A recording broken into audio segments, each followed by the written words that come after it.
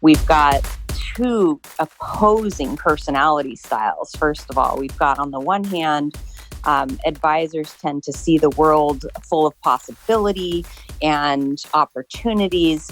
And on the other hand, we've got a profession that is out there to protect their client from the dangers of the world. It's a dangerous place, right? Hey, Dominique, welcome to the podcast. So excited to have you on the Model FA show. Thanks for having me. Absolutely. You are one of the foremost experts in advanced tax reduction.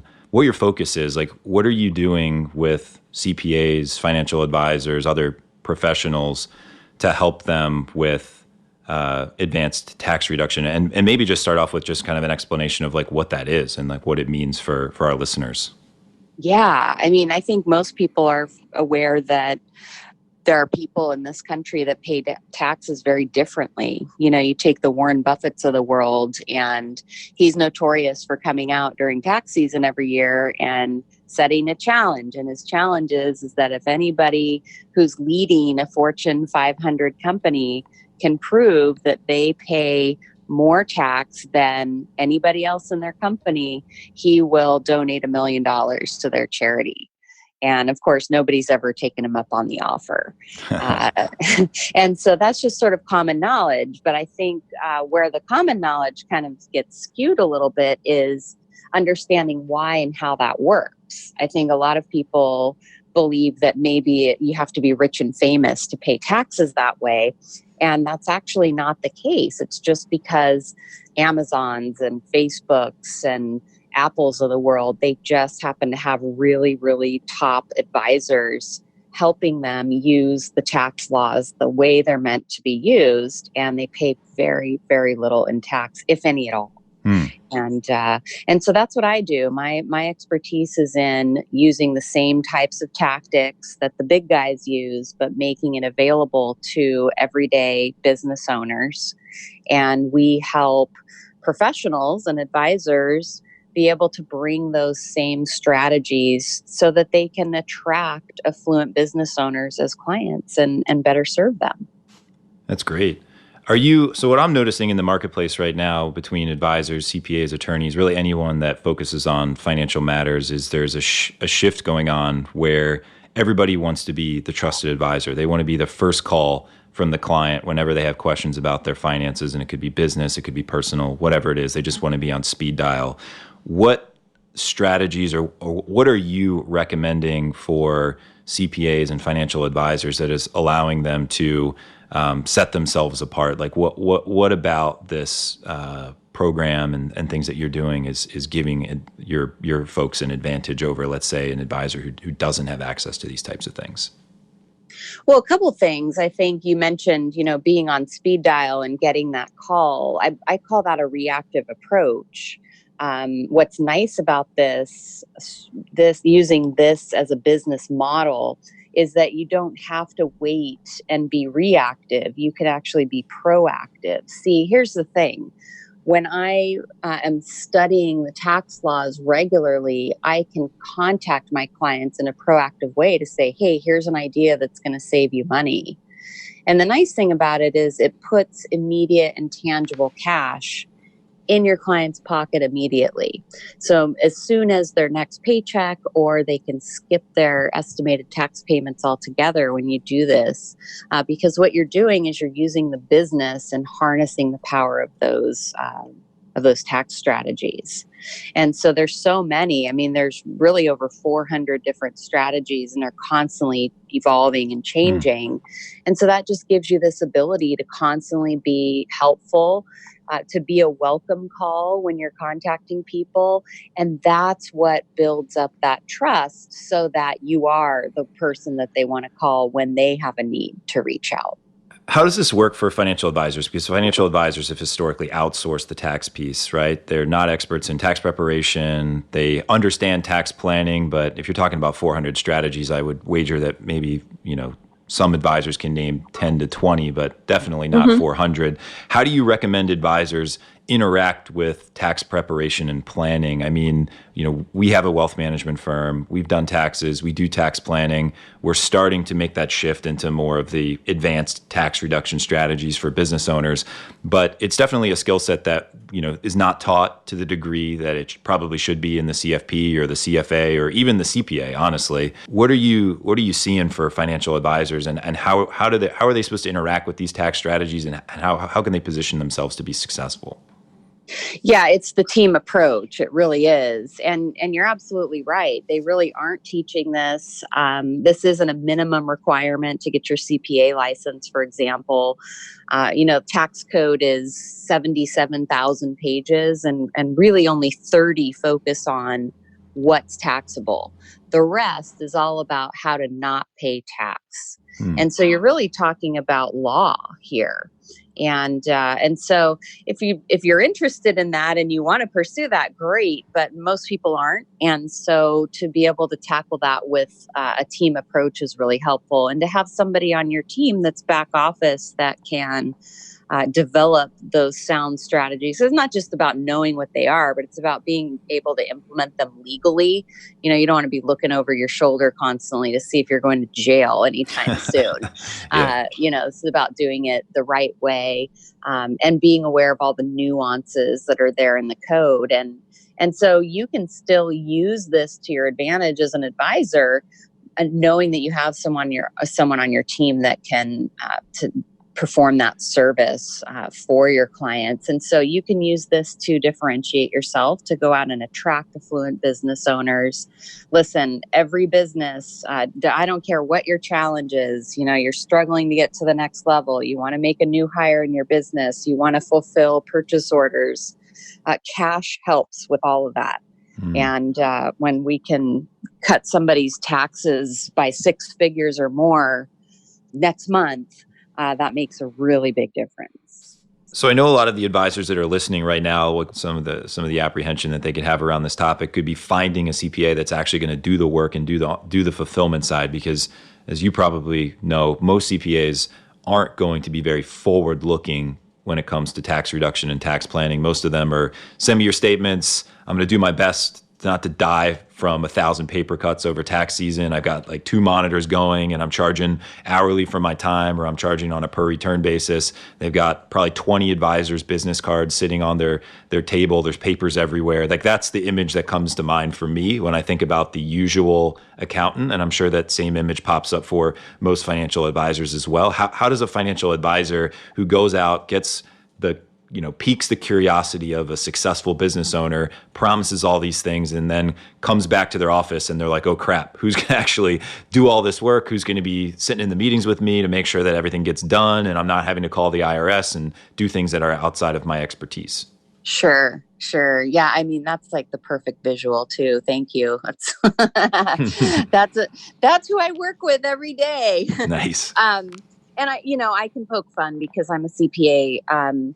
But that is the truth. And I would say that more than 80% of CPAs are not an ideal fit for this.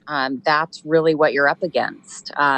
So here's a couple of things I would say. Number one, probably get rid of the idea that somebody in your local hometown is going to fill this need that you have. That's just the bottom line. We're really talking about a rare breed. We're talking about somebody that can see things proactively, and that's unusual to find. The second thing is you definitely need somebody that has the training and the skills to do it. And then the third thing is you want somebody that isn't going to compete with you. Here's the deal. There's a lot of tension sometimes between a financial advisor and a CPA because you're competing for that attention of the client. And in reality, you don't have to compete at all. You can really have a very successful relationship as long as you have the right players put together. And that's not always easy to come by. So what I would say is definitely look for somebody that's proactive. You can certainly get in touch with us at our organization. What we're doing is we're putting together not necessarily the ideal partner for you, but what we're doing is being able to service that as your back office. And so that means because schedules change all of the time as well. And you may have CPAs that are bogged down and not available today, but they're available tomorrow. And so that's what makes having an ideal partner really tough to find. And so what we found works well is being able to have a team of people available to you.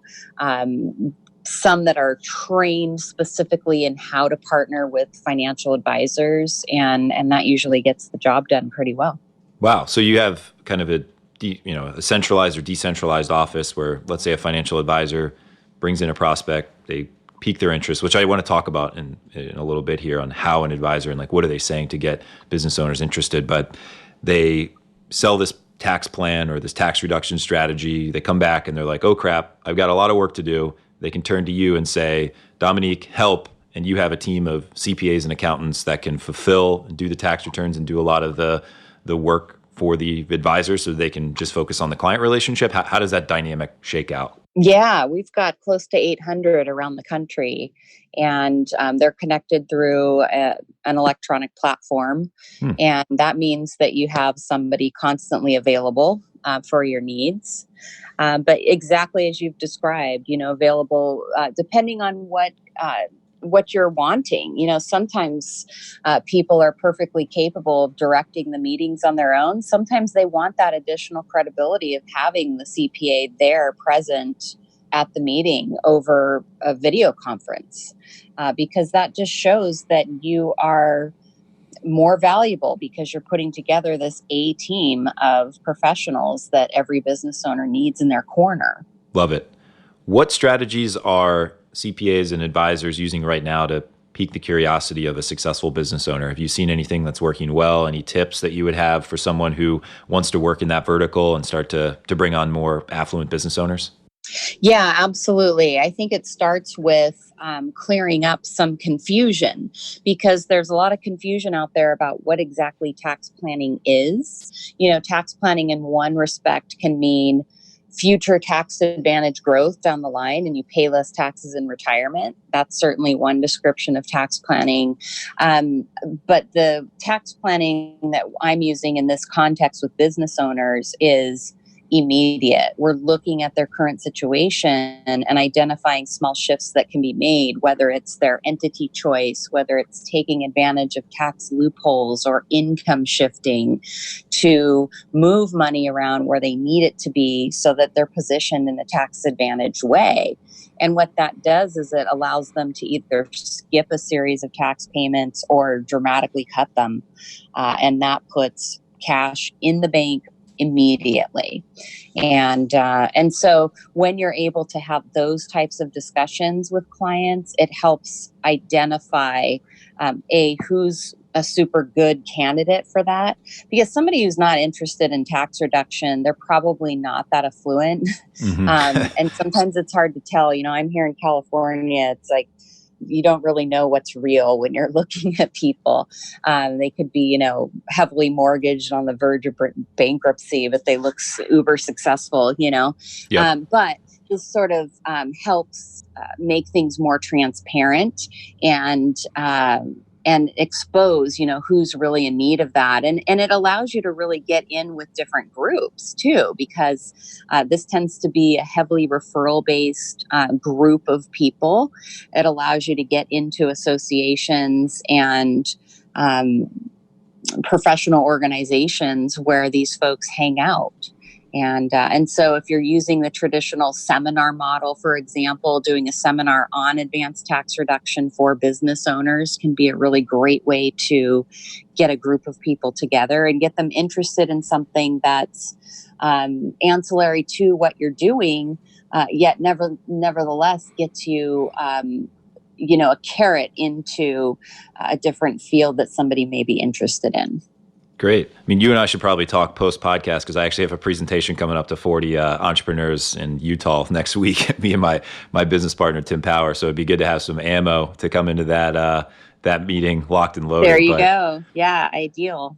Yeah, that's a great approach. So it's what I'm hearing, if I'm to summarize, is you got painkillers and you've got vitamins. Most advisors, like, they're going to sell vitamins. It's put your money in ETFs or low-cost mutual funds. You're going to increase the tax efficiency over 15 to 20 years. The client's not really going to see that. They're not going to like do a comparison in 15 to 20 years and say, oh man, this guy really increased the tax efficiency of my portfolio and like rebalanced it in an opportune time. You're selling a painkiller, which is right now you're giving the IRS too much money. You should give them less. Here's how you can give them less. Yes, absolutely. Okay. Got it. What strategies are, maybe some of these are proprietary. Obviously, some of them are going to be, more common and others are going to be more rare. And I guess it depends on the business owner and their specific vertical and their operating position in their company on like which ones are appropriate. But are there 2 or 3 strategies that might jump out at you to say like, hey, these are really good strategies that a lot of financial advisors either A, don't know about, or B, aren't using, that you think would be interesting to share on the show today? Yeah, absolutely. And by the way, none of these are proprietary. The Congress invented them. So I think it's hysterical sometimes because I get called as an expert witness in court from time to time just to testify on that issue, because really, who's the author of this? Our politicians, right? Yep. They design these things. So it's either the lobbyists or the politicians. I don't know at what point they get credit for that. But yeah, absolutely. A big, huge opportunity right now that I see just go missed so many times has to do with capital gains. And that's a great target audience for reaching affluent people, right? It could be as simple as looking at listed properties for sale when somebody has a commercial building that's up for sale. That's public database, right? And most people will go to the tactic of the 1031 exchange, knowing that, I can defer my gains into the future. And really, there's 6 different ways that you can completely eliminate capital gains permanently without going through the 1031 hassle. But most people just aren't aware of what those tactics are. And so, again, to be able to come in and target an audience that you're looking to connect with and say, gosh, this is what I bring to the table.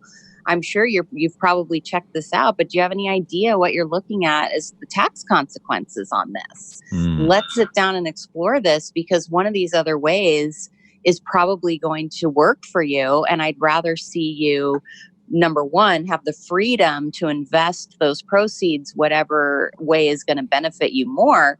And number 2, set yourself up so that you're paying less tax going forward as well. Part of the problem with 1031 exchanges is that your depreciation is generally less when you get into your new property.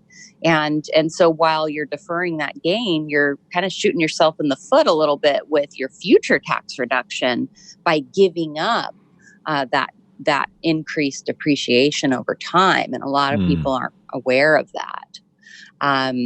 Another super hot thing right now has to do with entity choice. A lot of people talk to the attorney when they're first getting started, and the focus often is asset protection, and rightly so. But there's a huge amount of tax benefits that go into choosing the proper entity or entities if you have more than one. And you probably should have more than one. Tax reform just came about. We've got a flat 21% tax rate for C corporations. If you've got somebody that's paying 37%, but you have an opportunity to choose to pay 21%, wow. That's an instant 16% haircut right away just because you've chosen a different entity. Now, you've got to have a tax plan on how to get dividends out of that C corporation tax-free. That's not a problem. But there's so many things that are just all around us every day that people just miss. And here's the thing. If you're focused on what happened last year, there's not really a lot you can do. You can't rewrite history. You can't say, oh, gosh, I wish I had a C corp, so make it so. No, you got to make that change going forward.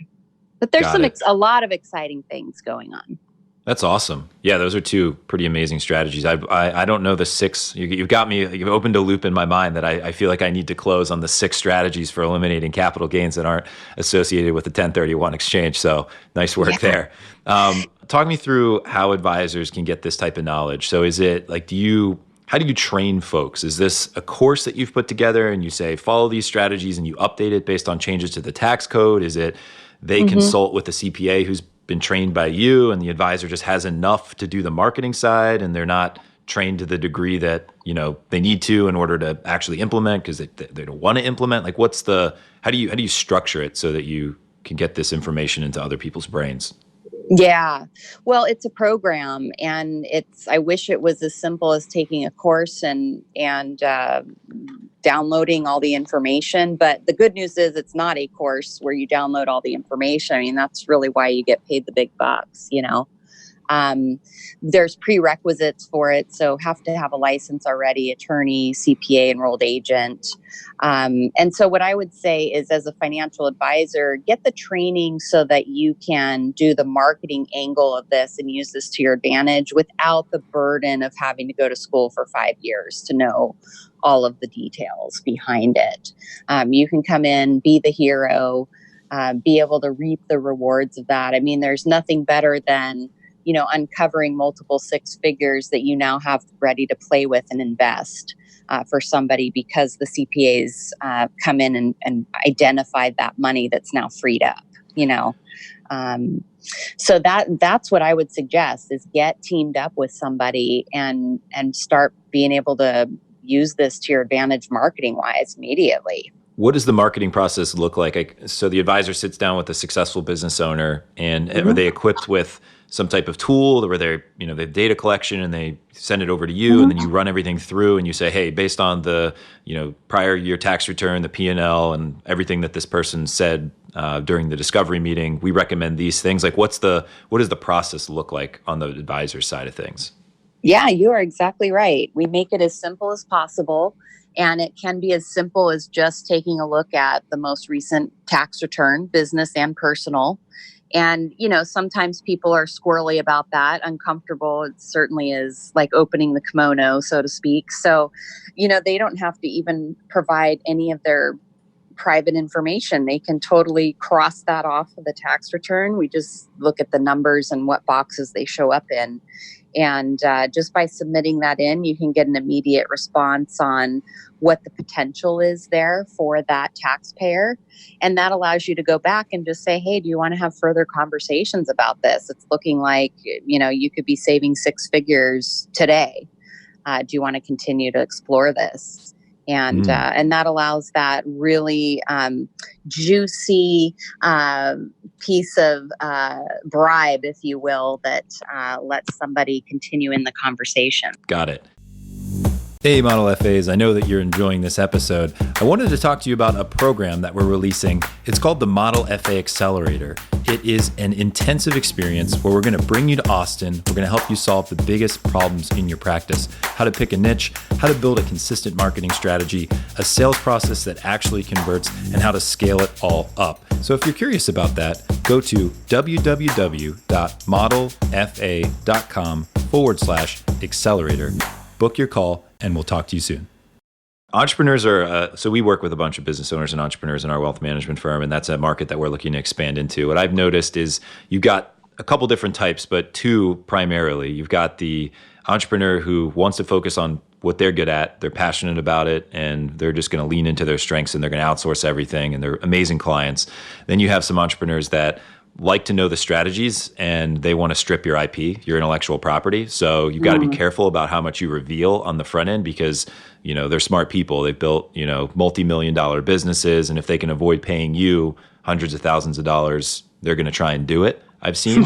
So yeah. What process do you have in place to keep some of the stuff? Because obviously, like you said, nothing's proprietary. So if you say, here's the 5 strategies, you hand it over to an entrepreneur who's trying to strip IP, they can just go implement that with their own accountant or their own team or their own multifamily office. Like, what are you recommending in order to get them from, hey, yeah, I'm interested, to I'm going to become a client of yours and not somebody else's? Like, how does that process generally work? Well, if you think about it in context of law and practicing law, it would be a little bit like going and visiting your attorney and you're prepping for a trial coming up and you say, what's our closing argument going to be? Well, they don't know. right? They haven't done the work yet. And the same is true with tax planning. It's detailed work. We've got to run calculations, projections, do a little bit of research. And so when we do that analysis up front, what we're doing is just doing an estimate. And we don't necessarily know what the exact steps are going to be to follow. And so we can honestly sit in that meeting with the client and say, we have a general idea. There's, 3 or 4 different ways to approach this with each opportunity that we see, but we won't know the exact blueprint until we get through doing the work. And what we're doing at that stage is we're just trying to communicate enough information so that they can make an educated decision on whether or not they want to engage to move forward. And so they have to actually pay up front before that work is done. It's a substantial amount of work. And so that really eliminates the whole IP stripping, as you've referred to it as, because we really can't give that information if we don't know what it is. Yep. Yeah. What are you recommending that people charge for these plans? Is it something where you meet with the business owner and you say, hey, there could be some things that we can do for you? Like, let's say you charge them $10,000. I'm just coming up with a number off the top of my head here and you can correct me. But what happens if it comes back and there's really not a whole lot that can be done from a tax savings perspective? Like, how are you structuring this so that everybody wins? Yeah, I mean, first of all, everything comes with a guarantee. So we actually can't guarantee by law. The IRS prohibits us from guaranteeing a certain savings amount, but we can do something even better, and we guarantee complete satisfaction. So if that were the case and somebody paid 10 grand, let's say, and it turned out you couldn't really do anything, or let's say I said I could save you $90,000 a year in tax, and it turned out I could only save you 89, you're probably not going to be satisfied. And so in that case, the guarantee would kick in and refunds are available. But I have to say, it just doesn't happen. And I've been at this almost 20 years and I've given 1 refund in my whole career. So when you get good at looking at it, the trick is that knowing that there's multiple ways to accomplish the same goal. And then the work part of it comes in being able to, through process of elimination, come down to the single best way of doing it that's going to work the best for a specific set of circumstances. And I mean, really anything is possible. It's just, to what extent do you want to go to pull that off? I can save somebody $1 million if they write a check for $500,000, but maybe they don't want to write a check for $500,000, and so I have to have another way to save them $1 million that doesn't involve the check. You know what I mean? Got it. So it's about getting familiar with the client's lifestyle, what they're doing, what their financial goals are, a little bit about the business, how the business makes money, what they want to do with it in the future, and then taking all that information and boiling it down to get something that works within their current lifestyle. How much traction are you seeing in the financial advisor community? I mean, it sounds like you've got a lot of accountants spread out all across the country. I mean, are you same number of advisors? Is it just kind of a burgeoning market? Like, what are you seeing in the advice space right now? Well, you probably know this too. Just like I said, this isn't ideal for more than 80% of CPAs. This isn't ideal also for the majority of financial advisors.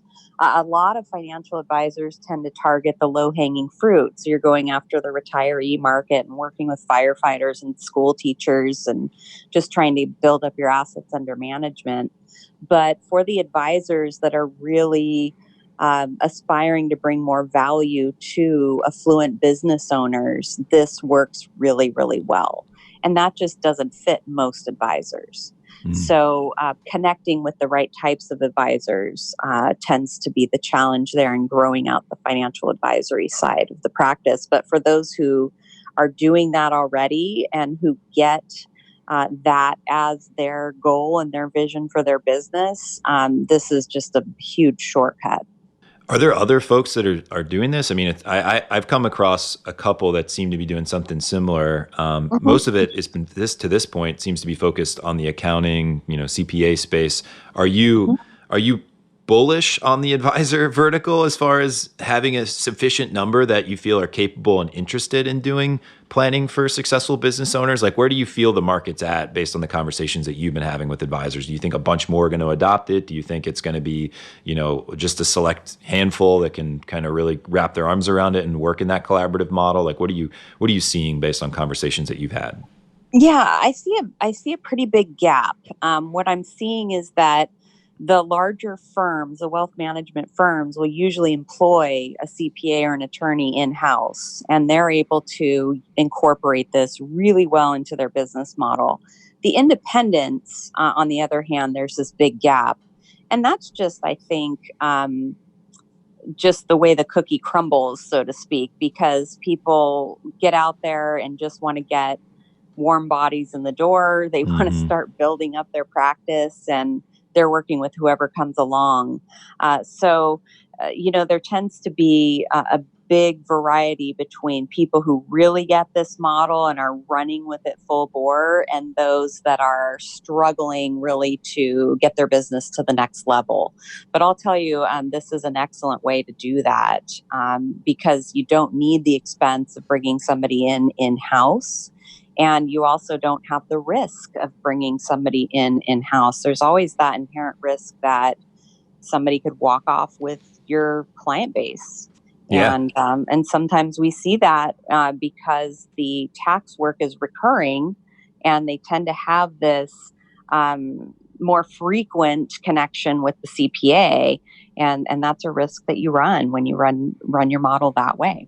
Yeah, it's a good point. How does it work for the CPAs that are part of your network? Let's say there's a financial advisor, they sign up, they're sourcing business owners, they're doing tax plans with your company and the associated CPAs. How does the CPA that's affiliated win? Do they split fees? Do they just get the fees from doing tax and accounting work? Like, how is it a win-win for everybody? Yeah, typically it's just what's yours is yours and what's mine is mine. The one thing about this model is that it's very lucrative on the tax planning side. So a few moments ago, we just discussed $10,000 planning fees. I mean, we have planning fees up into the multiple six figures. And so some of it just depends on what the financial advisor's goals are, depending on how you monetize this as well. We have some financial advisors that say, hey, I'd kind of like a piece of that upfront planning fee, depending on what you're licensed to do.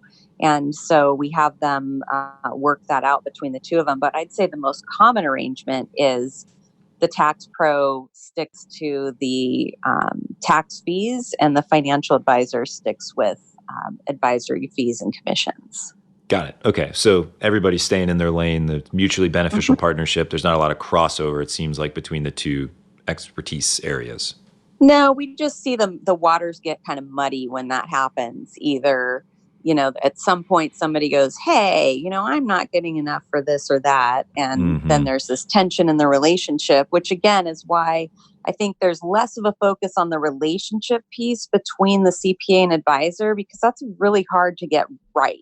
Yeah, why is that? I've noticed that too. I mean, we've tried to build relationships with CPAs locally in Austin. We finally, I think, found one that's going to be a really good fit. We're actually shopping for joint office space together next week, so fingers crossed on that. But we've made every mistake in the book. Like we tried to do tax in-house, so we hired somebody in. It worked for a period of time, but then she got at capacity with 20 returns and wanted a much higher salary to manage 20 returns. And I'm like, I don't think we can really pay you a salary that you're asking for if you're at capacity with 20 returns. It doesn't create a lot of leverage for the business. So, we definitely tried the insourcing model for a time, and then I just got rid of it and went back to searching for a good outsource partner, but struggled with that for a while. Finally, I think, track somebody down. But if that doesn't work, I feel like the only option is really to pursue a model similar to yours, where you're like, hey, I've got these people, they're in-house,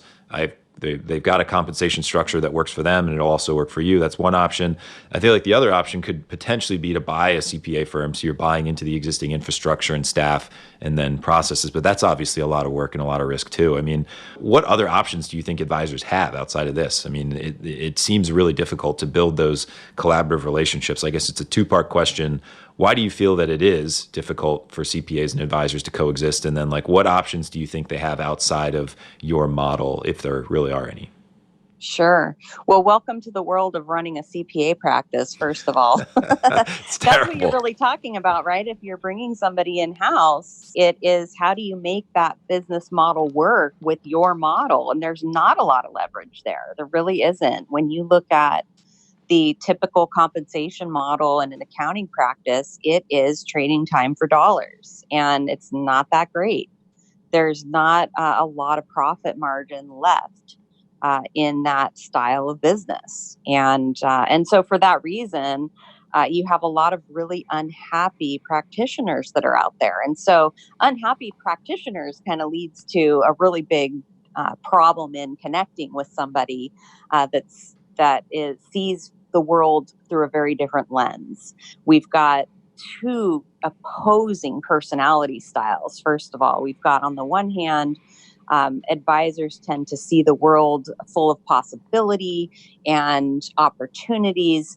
And on the other hand, we've got a profession that is out there to protect their client from the dangers of the world. It's a dangerous place, Yep. right? So totally juxtapositioned frames of mind, and outlooks on things. Mm. And I think the other thing is compensation models. There is sort of this bitterness in the CPA community. And again, I'm poking fun there because I'm a CPA, so I can.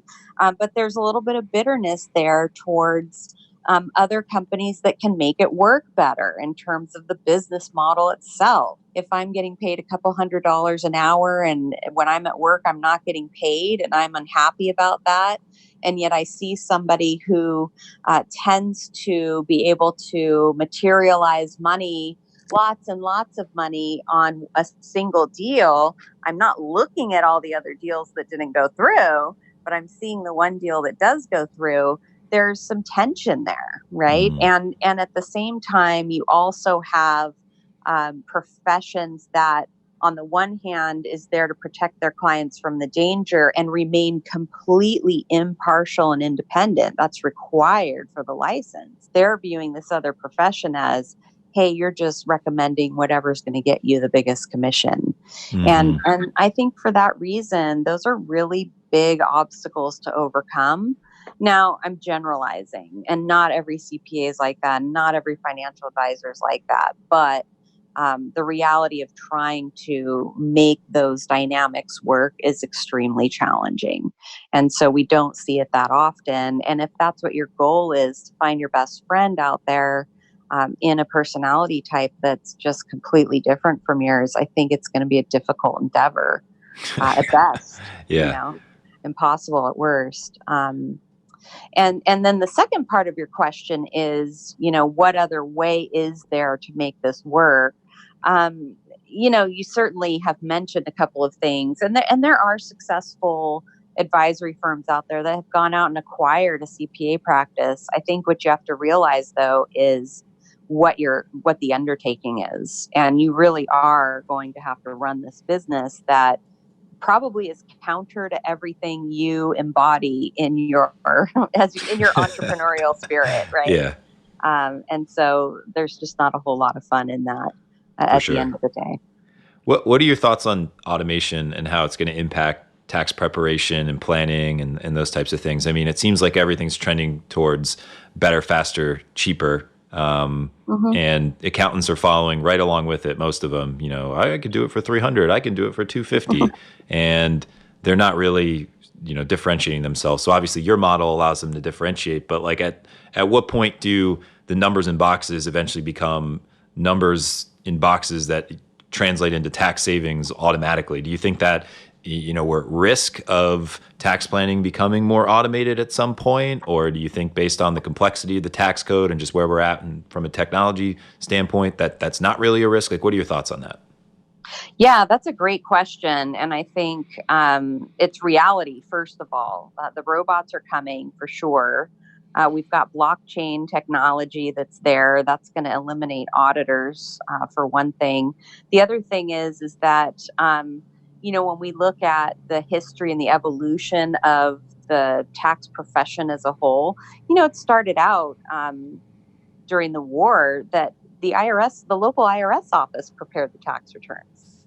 That's actually who the tax return preparers were. And it got to a point where the demand was too much and they had to shift it and say, we're no longer preparing returns. Well, we're seeing this popularity now of a resurgence of that. They've got the capabilities to actually send you a draft of your return and you can say yes or no. So that is not that far off. And there's other countries, our neighbors to the north, Canada, already do a version of that.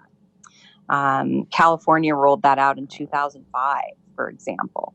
So we're definitely not that far out from that. However, again, going back to this major difference between compliance and the planning piece requires judgment. And if you look at what is the potential, for example, to replace an attorney with artificial intelligence, we're nowhere near that at all. Could we get there? I don't know. I'm not a computer programmer. I can tell you, we have a piece of software that we developed that's tax planning software, and there's just no way to recreate that judgment piece through artificial intelligence. And as long as that's the case, not only does it mean that your job is not in jeopardy, but it also means that your expertise just becomes that much more valuable. And I think what it also does is it just increases the gap between those that can benefit from a commoditized service that it can be replaced with computers. So think about like your mint.com customers. Doesn't sound to me like that's your ideal customer. Mm-hmm. So there's this widening gap between that's helping you better qualify people that are a good fit for your firm, right? Because those that appreciate the judgment and value the expertise that's being brought to the table are willing to pay for that. And they make excellent clients. So I think that's actually a really exciting thing in both of our professions right now. Yeah, I agree. I feel like you got to have a sustainable competitive advantage, sustainable being the operative word there. And whether that's with business owners or corporate executives or retirees, I think on both sides of the camp, we're going to see it. If you're an accountant and you're just putting numbers in boxes and it's better, faster, cheaper, it's death by 1,000 paper cuts because that will be automated at some point. So get on the ball and contact, Dominique, if you're a CPA or accountant right away. And if you're an advisor, you have the same problem, which is you've got robo-advisors, you've got lower dollar planning that's being funded with VC money, monthly retainer type stuff. You've got inertia, as we talked about, like painkillers versus vitamins. Like most advisors are selling vitamins. You can go through your entire life and not do financial planning. Like, yeah, it'll hurt you, but it'll hurt you slowly. And no one's going to call you out and say, you didn't do your financial planning correctly. And you just show up and you have no money when you're done. Right. And then you feel the pain. And then somebody sells you an annuity, right? And they take the pain away. So it's like this interesting dichotomy. But I think the big thing here is sustainable competitive advantage. And it sounds like your focus is helping professionals, could be financial advisors, could be accountants, attorneys, whoever it is, create that competitive advantage with business owners and actually be able to demonstrate that value on the front end. So the business owner is like, wow, I can see it. It feels tangible to me. I'm comfortable moving forward. Absolutely. One last thing on that is just thinking about with complexity brings opportunity. And, we tend to be lazy. I'm lazy, but you're efficient. We're looking for the easy way out. And so a lot of people will shy away from complex situations, but that's actually what helps give you that competitive advantage because, the more complex the situation, and you can't really get more complex than an affluent business, right? There's constantly needs that are growing and changing with the business every day. Mm-hmm. And the more you can tap into that, the more valuable you become to them as an advisor. And it's that value proposition that is really going to help distinguish you from being a commodity to being that trusted advisor that's irreplaceable. Love it. Well, Dominique, I've really enjoyed our conversation. Do you have maybe one last tip for financial advisors if they're considering this successful business owner niche? Like, what should they be thinking about? How should they position themselves for success? Any parting wisdom for our listeners? Yeah, absolutely. Get your own financial house in order. Nice. Most financial advisors are independent and business owners, right? So, guess what? This works for you too. So, make sure that you are taking advantage of every available break. I've got some great best selling books out there. You can find them on Amazon.com. Our most recent book is called Write Offs to the Rescue. And it's written for small business owners and entrepreneurs to be able to apply these principles in your own business. And that'll help you really understand this notion of advanced tax reduction and help you understand how this could be a great way to position your advisory practice. Great. Thank you so much for that. I'm going to go ahead and list your websites, books, and things below the podcast for any of the listeners that want to access that. You can just go to www.modelfa.com and click on the podcast tab, and we'll have all of Dominique's resources right below the episode. So, Dominique, thank you so much for coming on. I've really enjoyed our conversation. Hopefully, we can continue it and talk some other time, on the podcast. But I really appreciate your time, and thanks for sharing so much wisdom with our listeners. You are welcome. It was my pleasure. All right. Have a great day.